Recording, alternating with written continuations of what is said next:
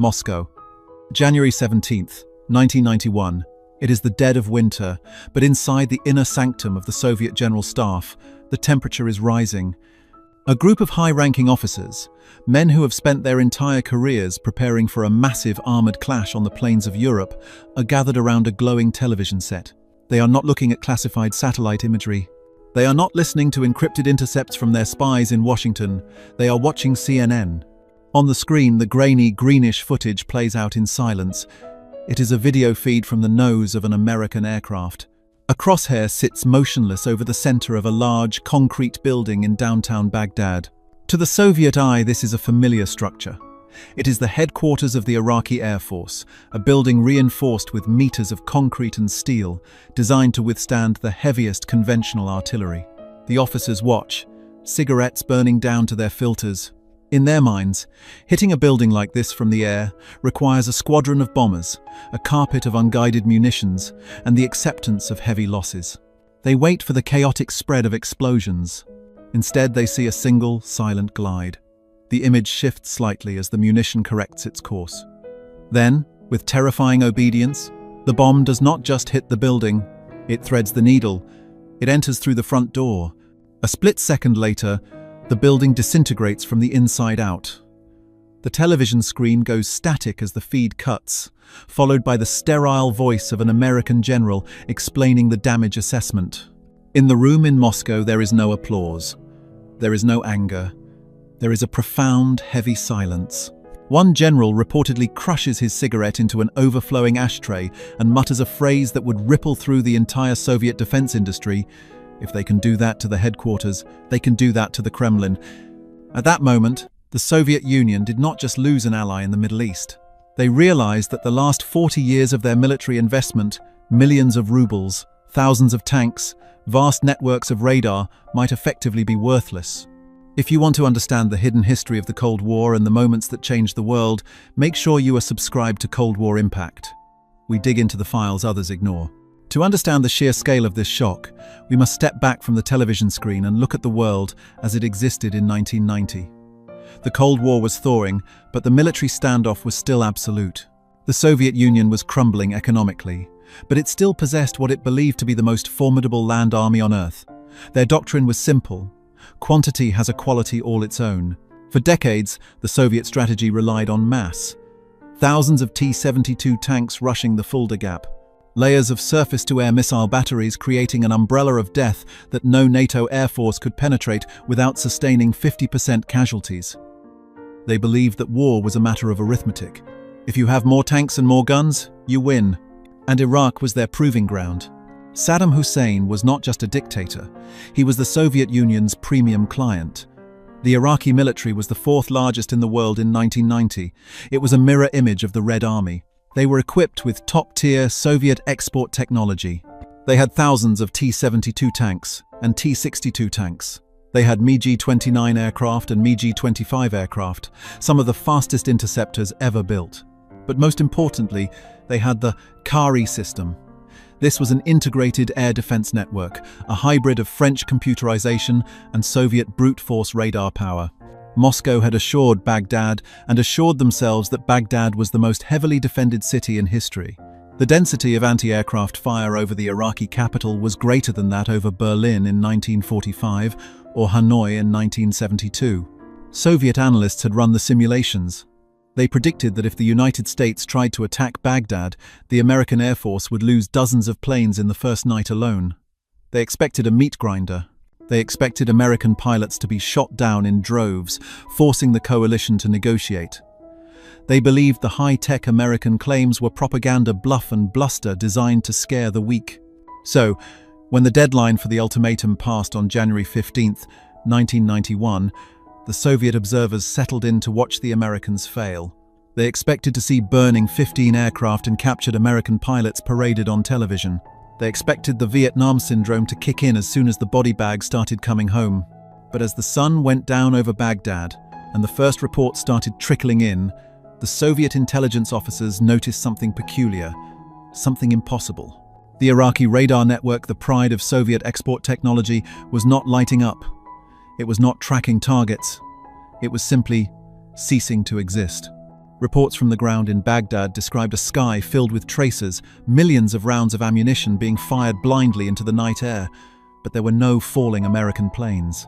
The Soviet advisors in Iraq frantically tried to contact the radar sites, the command bunkers, the communication nodes. Static. One by one, the nodes of the Iraqi nervous system were going dark. And they were going dark with a precision that defied the laws of physics as the Soviets understood them.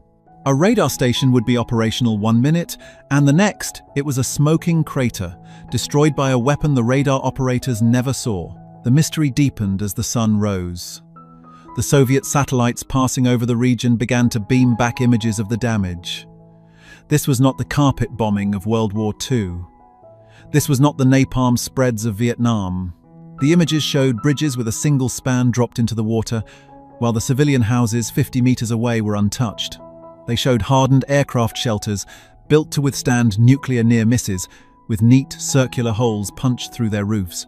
Inside, the blackened remains of Mi-29 aircraft lay smoldering. How? This was the question burning through the Kremlin.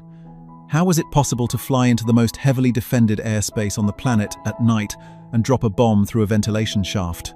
The Soviet generals knew about laser-guided weapons in theory. They had their own versions.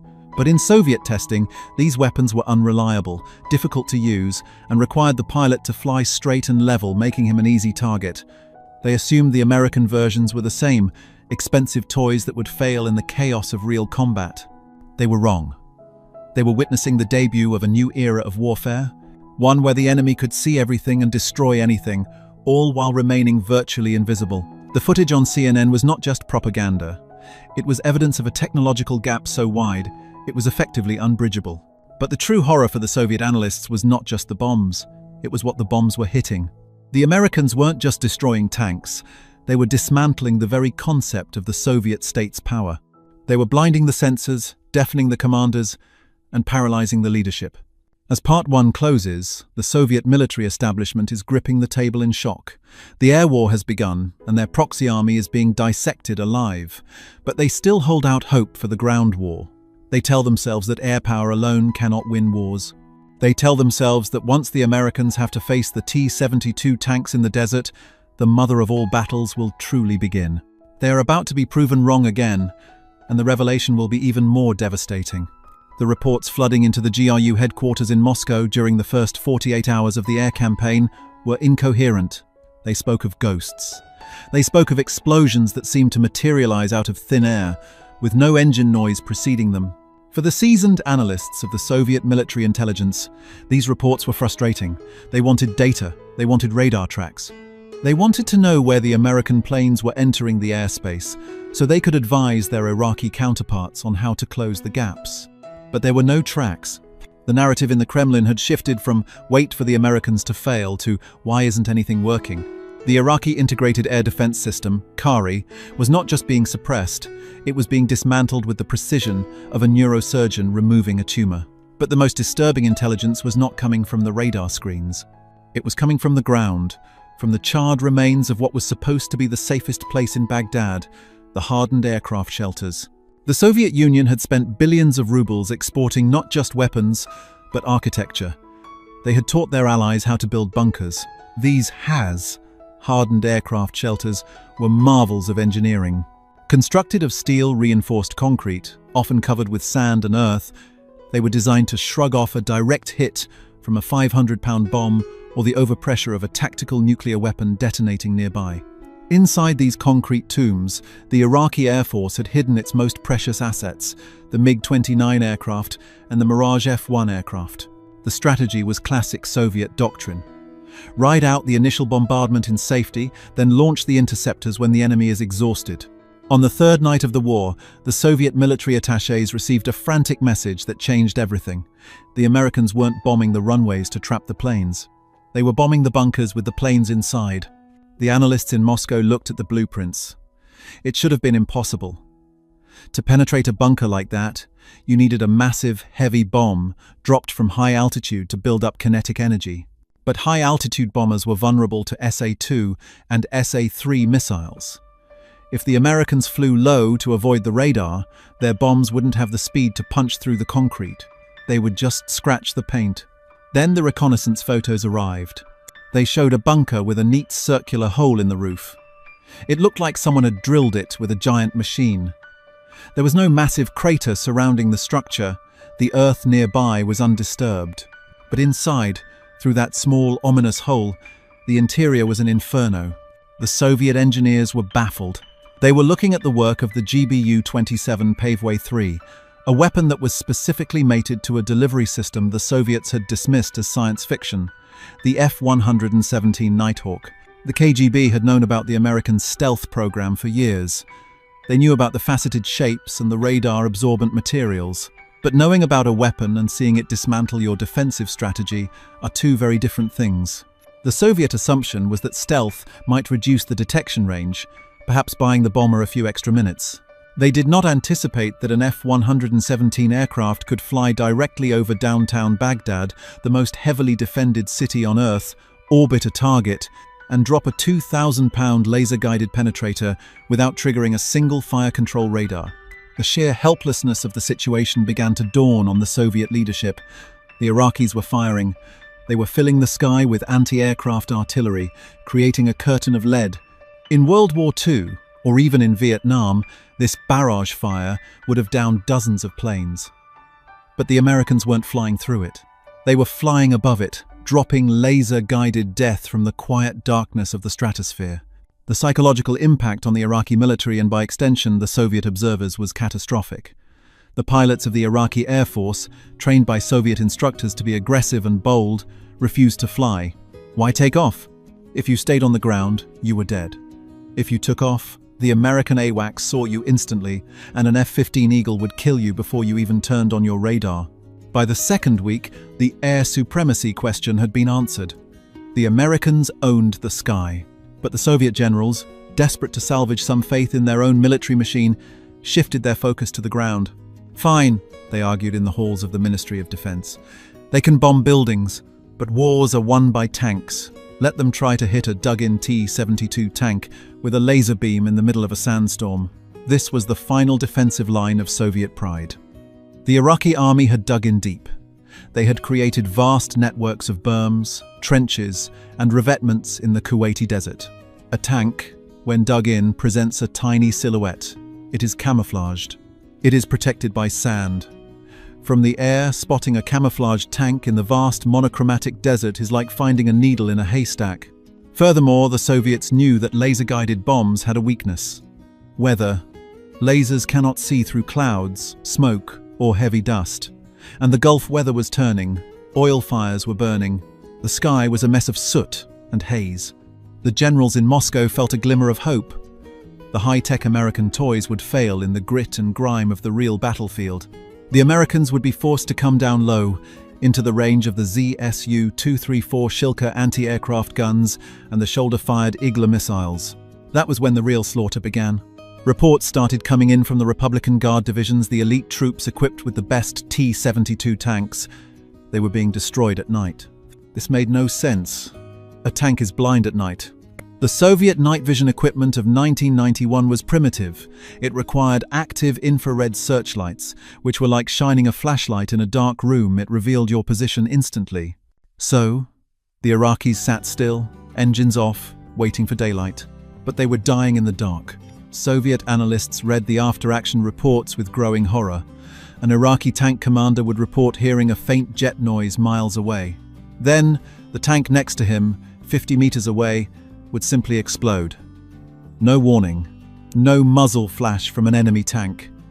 Just a sudden, catastrophic detonation of the ammunition carousel. Then, 10 seconds later, the next tank. Then the next. It was a systematic execution. The Americans were plinking tanks. This was a term that hadn't existed in the lexicon of warfare before. Tank plinking. It sounded almost casual. But for the Soviet strategists, it was a nightmare scenario. The Americans were using forward-looking infrared FLIR systems that could detect the heat signature of a tank's engine, or even the solar heat retained by the metal hull after sunset. The tank didn't need to be running, it just needed to be warmer than the sand around it. To the American pilot, looking through his infrared targeting pod, the camouflaged T-72 tank wasn't hidden at all. It was glowing white, hot against a cool grey background. It was a target practice beacon. The Soviet generals realized with a sinking feeling that the desert, which was supposed to be the Iraqi ally, had turned against them. The sand cooled down at night, but the Soviet steel held the heat. Their entire armored doctrine, thousands of tanks rushing across the plains, was suddenly obsolete. If an enemy could see you in the dark from 20,000 feet and drop a bomb into your open hatch, massing tanks wasn't a strategy. It was a suicide pact. As the air campaign dragged on, the mystery for the Soviets wasn't who is winning. It was what can we possibly do to stop this. They looked at their own arsenals in East Germany and Ukraine. They had thousands of the same tanks. They had the same air defense radars. If NATO attacked tomorrow, would the Red Army suffer the same fate? They needed to know exactly how the Americans were achieving this level of coordination. Was it just the technology, or was it something else? The answer lay in a concept the Soviets had struggled with for decades: information dominance. To the Iraqi soldiers shivering in their bunkers, the American air power seemed like witchcraft. To the Soviet generals watching from Moscow, it seemed like an impossible statistical anomaly. But inside the cockpit of an F-15E Strike Eagle cruising at 25,000 feet, it was simply a matter of procedure. The mystery of the ghost attacks and the precise destruction of the bunkers wasn't magic. It was the result of a small torpedo-shaped pod hanging off the bottom of the American jets, the Lantern system. Low-altitude navigation and targeting infrared for night. This was the technological leap the Soviets had severely underestimated. While Soviet doctrine relied on ground controllers to guide a pilot to a target via radio, a slow, voice-based process subject to jamming and confusion, the American system had automated the kill chain. The pilot of an F-15E Strike Eagle didn't need to look out the window. In fact, looking out the window was useless in the pitch-black desert night. Instead, he looked at a green glowing screen. The Lantern pod projected a laser beam invisible to the naked eye, but clear as a flashlight beam to the bomb's sensor. The weapons systems officer in the back seat would place a cursor over the glowing white blob of a tank or a bunker vent. He would press a button to designate the target. The computer would do the rest. Once the GBU-10 or GBU-12 bomb was released, it became an autonomous glider.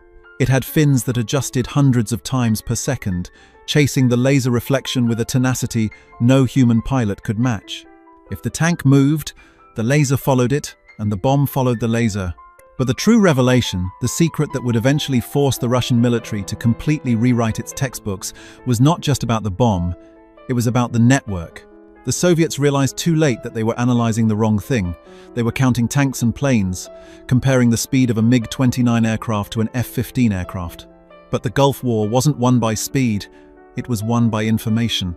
While the Iraqi commanders were blind, relying on telephone lines that had been cut and radios that were being jammed, the American commanders had a God's eye view. High above the battlefield, the E-8 J-Stars aircraft was orbiting safely out of range. This was a technology the Soviets had no counter for. It was a flying radar station that looked down at the ground. It could track moving vehicles hundreds of kilometers away. On the screens inside the J-Stars aircraft, the Iraqi army wasn't a hidden force. They were dots on a map. Every time an Iraqi convoy tried to move under the cover of darkness to reinforce a position, the J-Stars operators saw it.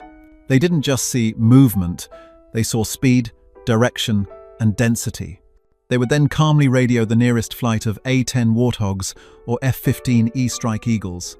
The pilots would receive coordinates, fly to the kill box, and destroy the convoy before the Iraqi drivers even knew they had been detected.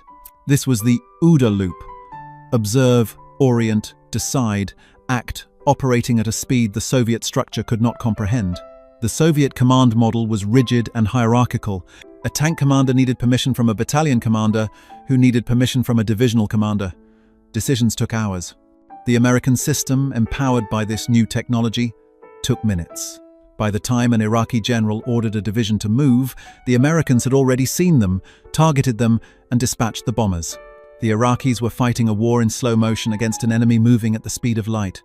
The most stunning statistic of the war, one that would be debated in Russian military academies for the next decade, was this.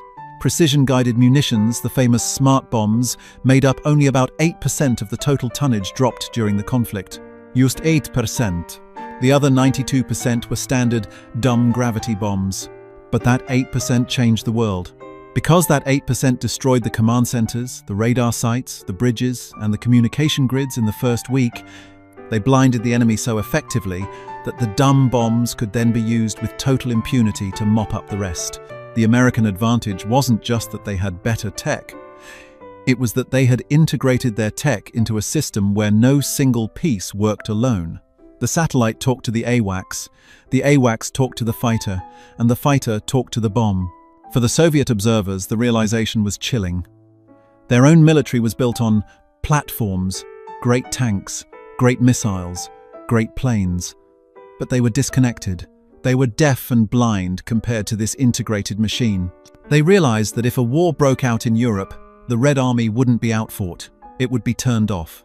And yet, the final, most brutal lesson was still to come. The air war was ending. The ground war was about to begin. The Soviet analysts, desperate to salvage some dignity for their equipment, pinned their hopes on the Battle of 73 Easting. They believed that in a chaotic, close-range tank brawl, the rugged Soviet T-72 tank would finally prove its worth against the expensive, unproven American M1 Abrams tank. They were about to witness a massacre that would seal the fate of Soviet military exports for a generation. The air campaign had been a clinical execution, but the ground war was supposed to be a brawl. As the coalition forces massed on the border for the final push, the generals in Moscow allowed themselves a grim smile. They knew the desert. They knew that in a chaotic, close-quarters tank battle, the technological edge of the West would dull. Dust, smoke, and confusion. This was the environment where the Soviet T-72 tank was designed to thrive. It was a low-profile, rugged brawler with a massive 125mm gun. The Soviet analysts predicted heavy coalition casualties. They estimated that once the American M1 Abrams tanks got within range of the Iraqi Republican Guard, the exchange ratio would be roughly 1-to-1. They expected thousands of burning hulls on both sides. Then came the Battle of 73 Easting. It took place in a blinding sandstorm. Visibility was down to less than 1,000 meters. For a conventional army, this is a nightmare. You cannot see the enemy until you are on top of them. The Iraqi commanders ordered their T-72 tanks to hold their fire and wait for the shapes of the American tanks to emerge from the gloom. They were dug in, ready to ambush. But the ambush never happened. Instead, the Iraqi tanks began to explode. Back in Moscow, the after-action reports arriving at the Ministry of Defense read like science fiction. The Iraqi tank crews claimed they were being engaged by invisible tanks. They reported that their vehicles were being penetrated from the front, through the thickest armor by rounds fired from distances they couldn't even calculate. The Soviet engineers were reading the death warrant of their entire armored doctrine. The Americans weren't waiting to see the enemy with their eyes.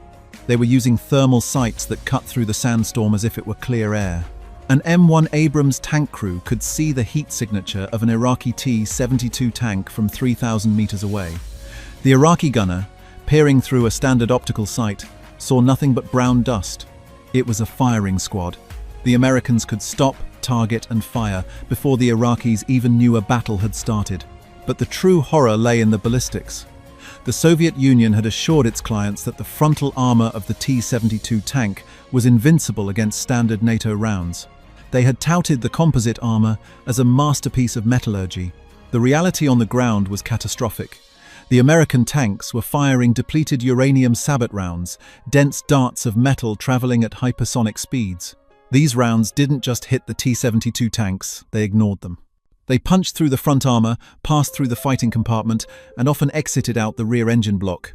And then came the phenomenon that would haunt Russian tank designers for the next 30 years, the jack-in-the-box effect. Soviet tanks used an autoloader system to save space and reduce the crew size. The ammunition was stored in a carousel at the bottom of the turret, right beneath the crew's feet. It was an efficient design, but it had a fatal flaw. When an American round penetrated the tank, the small, superheated metal fragments sprayed into the ammunition carousel. The result was instant and total. The ammunition would detonate all at once. The pressure was so immense that it would shear the turret off the hull and throw it into the air. In Moscow, analysts looked at photos of headless steel corpses littering the desert. There were no survivors in these vehicles. The crew wasn't just killed, they were vaporized. The desperate countermeasures the Iraqis attempted only highlighted the disparity. They tried to use smoke screens to hide their retreat, but the American thermal sights saw right through the smoke. They tried to maneuver to the flanks, but the American J-Stars aircraft tracked them, and attack helicopters were dispatched to pick them off. The Soviet military attachés in Baghdad watched as the elite Republican Guard, the force modeled on the Soviet Army's best divisions, ceased to exist as a fighting force in less than 100 hours. There was a specific report that circulated the Kremlin in late February 1991. It detailed an engagement where a single troop of American armored cavalry destroyed an entire Iraqi brigade in minutes without suffering a single loss. The Soviet generals read the report and realized that if this had been the Fulda Gap in Germany, the result would have been the same. The thousands of tanks they had built to flood Europe were not a wave of iron. They were a wave of targets. The psychological blow was total. The Soviet Union had spent 40 years preparing for World War III. They had sacrificed their economy to build a military machine capable of crushing the West. And now, on live television, they watched a smaller version of that machine being dismantled with casual ease. They realized that the quantity they relied on was irrelevant. 10 blind men cannot beat one sniper. As the ceasefire was declared, the silence in the Moscow planning rooms was deafening. The Cold War was technically over, but the Soviet military had just lost the final battle without firing a shot. They were left with warehouses full of weapons that the world now knew were obsolete. The export orders were cancelled, the prestige evaporated. But the ultimate impact went far beyond lost sales. The shock of the Gulf War would trigger a cascade of events that would dissolve the Soviet Union itself later that year. The military, the one institution that held the crumbling empire together, had been exposed as a paper tiger. The ceasefire in the Persian Gulf was declared on February 28, 1991. The ground war had lasted exactly 100 hours. In that brief span of time, less than 5 days, the fourth largest army in the world had been reduced to a column of burning scrap metal stretching along the highway of death. For the Soviet Union, the casualty count was the final, irrefutable proof of their strategic bankruptcy. The numbers were not just bad, they were statistically impossible under Soviet models. The coalition had destroyed over 3,000 Iraqi tanks. In return, the Iraqis had managed to disable fewer than 50 coalition tanks, and many of those were the result of friendly fire. In the Ministry of Defense in Moscow, the silence was replaced by panic. The killer statistic that circulated through the halls wasn't the number of dead soldiers, it was the exchange ratio. In a direct conflict, the data suggested that for every one American tank lost, the Soviets could expect to lose 50 of their own. This was not a war, it was a demolition. The immediate fallout was economic and geopolitical catastrophe. For decades, the Soviet Union's primary export, other than oil, was security. They sold the T-72 tank and the MiG-29 aircraft with the promise that these weapons could stand up to the imperialist aggressors. The Gulf War shattered that brand image instantly. Almost overnight, clients like India, China, and Syria began to ask uncomfortable questions. They demanded upgrades. They cancelled orders. They realized they had bought second-rate equipment that turned their pilots and tankers into sitting ducks. The Soviet military-industrial complex, already teetering on the edge of bankruptcy, saw its future evaporate. But the deepest wound was psychological. The Soviet hardliners, men like Marshal Dmitry Yazov, the Minister of Defense, watched the Gulf War and saw their own doom. They realized that the reforms of Mikhail Gorbachev were not just political errors, they were military suicide.